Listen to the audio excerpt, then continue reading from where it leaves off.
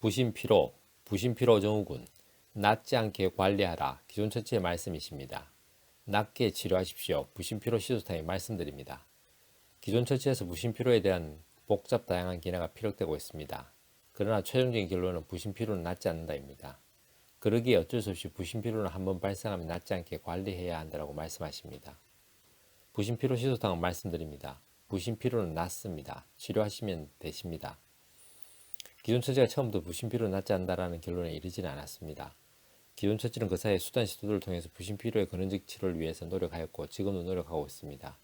새로운 처치가 시도될 때마다 부신피로는 나을 수 있다고 주장하였고 또 그렇게 되기를 기대하였습니다. 그럼에도 불구하고 부신피로는 낫지 않는다는 결론을 이룰 수밖에 없을 정도로 기존 처치 입장에서는 부신피로의 근원적 치료는 어렵습니다. 물론 기존 처치는 지금의 노력들이 안주하지 않고 새로운 시도들을 끊임없이 경주할 것으로 기대합니다.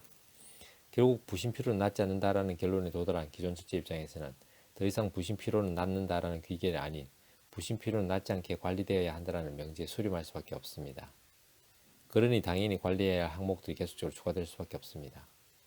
그렇게 스트레스 관리, 식이 관리, 운동 관리 등등 끊임없는 관리가 추가되면서 부신피로 환자분들의 일상을 옥죄고 있습니다만 이는 기존 처치의 입장에서는 어쩔 수 없습니다. 왜냐하면 스트레스 관리를 하면 증상이 조금 완화됨을 확인할 수 있기 때문입니다. 그렇게 식이 관리를 하고 운동 관리를 하고 조금 완화됨을 확인할 수 있기 때문입니다. 그러나 구체적으로 스트레스 관리, 식이 관리, 운동 관리 등으로 부신피로를 관리해 보시면 때로는 증상이 완화되다가 때로는 증상이 악화됨을 알게 됩니다. 즉 알려진 관리법조차도 일관적인 증상의 완화에 도움이 되지 않는다는 사실을 확인하시게 되십니다.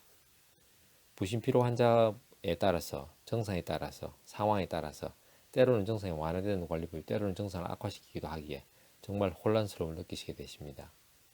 결론적으로 기존 처치 입장에서는 부신피로는 나을 수 없다. 그래서 관리되어야 한다. 그러나 관리조차도 증상의 완화와 악화를 반복시키기에 관리법을 바꿔가면서 관리하라고 말씀드릴 수밖에 없습니다.